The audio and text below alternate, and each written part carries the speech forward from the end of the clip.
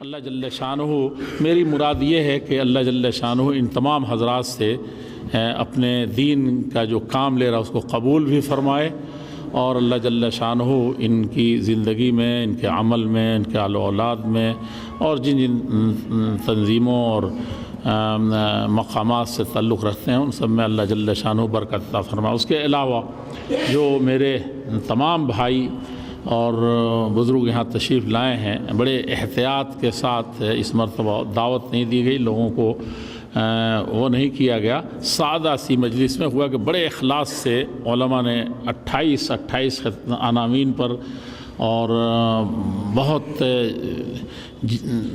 خون جگر جلا کر کے بڑے اخلاص سے، کچھ لینا دینا نہیں، ان اجریہ الا علی اللہ کے طور پر جن محاضرین نے یا خطبے دیے ہیں، بس اس کی تذکیر کے طور پر یہ مجلس قائم کی جائے۔ تو جو ہمارے تھوڑے سے بھائی آئے ہیں ان سب لوگوں کو بھی سے میں مخاطب ہوں، اور سب سے پہلے اپنے نفس سے میں خطاب کرتا ہوں کہ میں بہت زیادہ محتاج ہوں تدریب کا، بہت زیادہ ہوں ریفریشر کورس کا، بہت زیادہ ہوں تلقین اور واعظ کا۔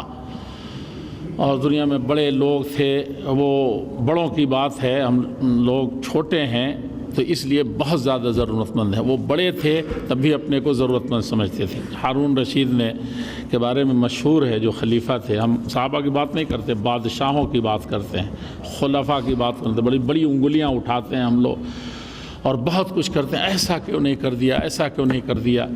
تو ہارون رشید کے بارے میں مشہور ہے کہ ایک اچھے اللہ سے ڈرنے والے عالم کو، واعظ کو رکھتے تھے اپنے ساتھ، اور تھوڑا سا انہیں کے بارے میں آپ نے سنا ہوگا کہ جب بادل بڑی تیزی سے بھاگتا تھا تو وہ کہتے تھے یا ایتھا الصحابہ، اے بادل کی یہ ٹکڑیاں، اذهبی وامطری اینما شئت فإن خراجک یأتینی الیک، کہ بادل کے ٹکڑے جہاں بھی جا کر کے برسو، کس خطے میں چلے جاؤ، اتنا وسیع مملکت اور سلطنت تھی، حکومت تھی، کہ اس کا خراج، اس کا پیداوار میرے پاس آئے گا، ایسا تھا۔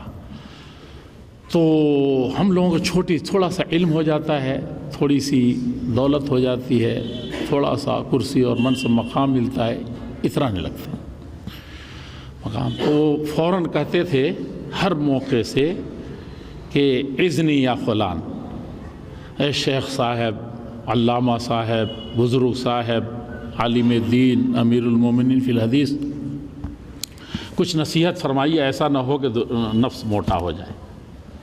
تو اس کے کئی مواقف ہیں، میں اس وقت بیان کروں گا تو بہت لمبا ہو جائے گا، تو میں اپنے دعات کے سامنے کیا کہوں، اپنے سے کہہ رہا ہوں کہ ایک موقع سے بہت پیاسا، اپنی وسیع سلطنت سے رعایا کو دیکھ کر ان کی حاجتوں کو پورا کر کے پیاس بہت لگی تھی، کہا کہ پانی دو، جان نکل رہی ہے۔ تو پانی جیسے ہی لے آیا، حلقان ہو رہے تھے، جیسے ہی منہ سے قریب کیا تو جو بزرگ واعظ، جو تقریر کرنے والے آپ جیسے جو معلمین اور مبلغین اور ائمہ تھے، انہوں نے کہا کہ ایسا کریں، کہا کہ رک جائیے تھوڑا سا۔ بادشاہ کا دماغ، ہارون رشید کا دماغ آسمان میں پارا چڑھ جانا چاہیے تھا، اور واقعی چڑھ رہا تھا۔ پیاس لگی ہے، ایسے میں تم عین موقع سے روکنا بڑی مشکل، پانی ملا ہے۔ تو کہا کہ یہ بتائیے، صرف ایک سوال ہے چھوٹا سا، جلدی سے کہہ لیجئے۔ وہ کیا ہے کہ اگر یہ پانی آپ کو نہ ملے تو کیا کریں گے؟ پیاس لگی ہے۔ کہا کہ آدھی سلطنت یہ کر دوں گا لیکن جان بچاؤں گا۔ کہا ٹھیک ہے، پی لیجئے حضرت۔ پی لیا۔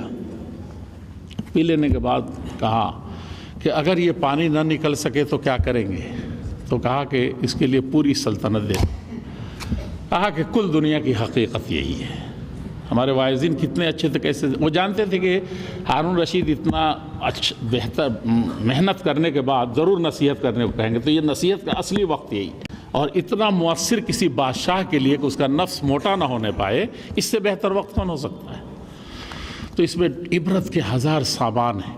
ہم بھی کہتے ہیں اہدنا الصراط المستقیم صراط الذین انعمت علیہم، انگلی اٹھا کر کے کوئی بتا نہیں سکتا۔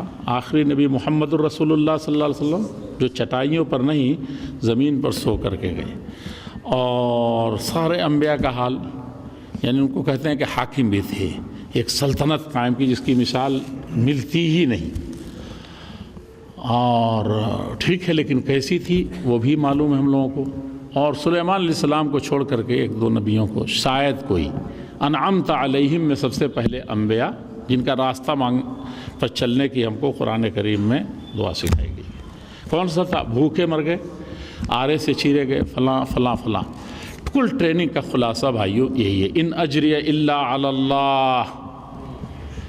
سارے دعات کا، سارے دعوت کا، سارے ٹریننگ کا کل خلاصہ یہی ہے۔ یہ اگر ہمارے دل میں پیوست کر گیا تو ہم شاید ایک دن ایک سیکنڈ داعی، مبلغ اور امام کہے جانے کے لائق ہیں صحیح معنی میں۔